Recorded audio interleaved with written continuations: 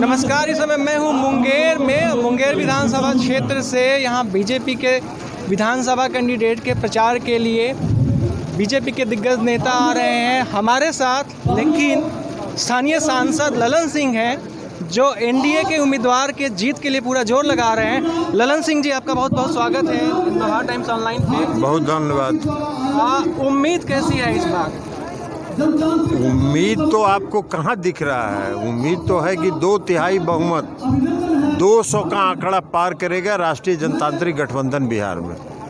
LJP अलग चुनाव लड़ रही है। कई बार सवाल उठ रहे हैं कि एलजेपी की वजह से जेडीयू या एनडीए को नुकसान हो सकता है, वोटरों की बंदरबांट हो सकती है, अदला बदली हो सकती है। आपको क्या लगता है, चुनौती है क्या एलजेपी?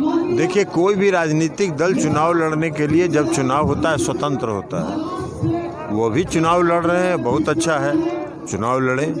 लेकिन किसी का असर राष्ट्रीय जनतांत्रिक गठबंधन का जो वोटर हैं और जो मतदाता हैं वो मन बनाए हुए हैं। देखिए, आमतौर पर चुनाव में आप एक बात जान लीजिए, चुनाव जिस दिन ऐलान हो जाता है 75 से 80% मतदाता उसी दिन मन बना लेते हैं कि किसको वोट देना है। जो 15% 20% वोटर रहते हैं वही फैंस पर रहते हैं और चुनाव प्रचार से वो होते हैं।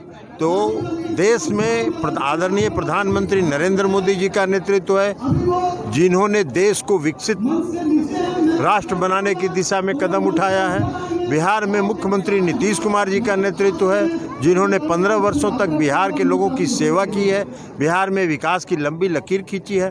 तो आदरणीय प्रधानमंत्री नरेंद्र मोदी जी और श्री नीतीश कुमार जी की जोड़ी है, इन दोनों का नेतृत्व है राष्ट्रीय जनतांत्रिक गठबंधन को।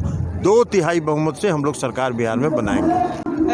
कल ही तेजस्वी यादव ने कहा कि माफ़ करिएगा, चिराग पासवान ने कि वो मोदी के हनुमान हैं। आप दिल चीर के देखें, वो हनुमान हैं, उनके अंदर से मोदी निकलेंगे। मुंह में राम बगल में छुरी। मुंह में राम है और बगल में छुरी लिए हुए हैं। भागलपुर में तो भारतीय जनता पार्टी का उम्मीदवार है। काहे खड़ा किए एक पूंजीपति को? कई जगह भारतीय जनता पार्टी के उम्मीदवार हैं जहां पूंजीपति को खड़ा किए हैं। अब उस पूंजीपति को खड़ा करने के पीछे क्या खेल है, ये तो वो बता सकते हैं और वो बता सकते हैं, लेने वाला और देने वाला।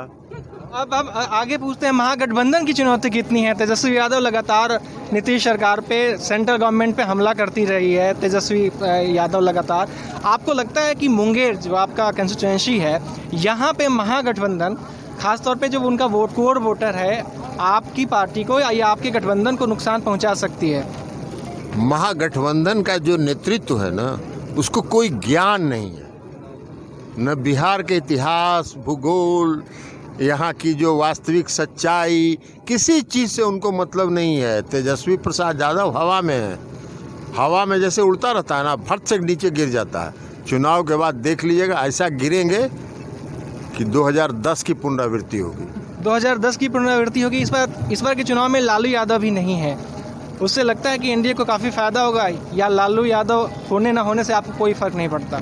2010 में तो लालू जी भी थे ना। तो आप कह रहे हैं कि लालू जी थे तो कै गो सीट मिला था? 22 को सीट मिला था।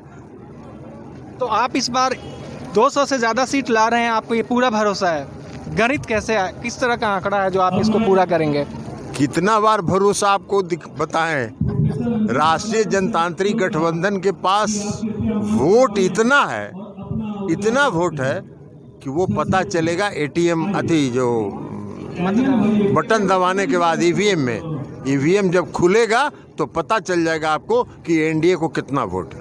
पर ललन सिंह का ये कहना है कि वो 2/3 मेजॉरिटी लाएंगे, 2010 की पुनरावृत्ति होगी और महागठबंधन का सफाया हो जाएगा।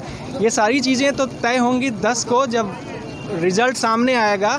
तब तक मुंगेर में कैसी फिजा है, क्या है, हम यहाँ से आपको लगातार लाइव बताएंगे। अपने सहयोगी मुनेश्वर के साथ सत्यकाम, एनबीटी ऑनलाइन के लिए।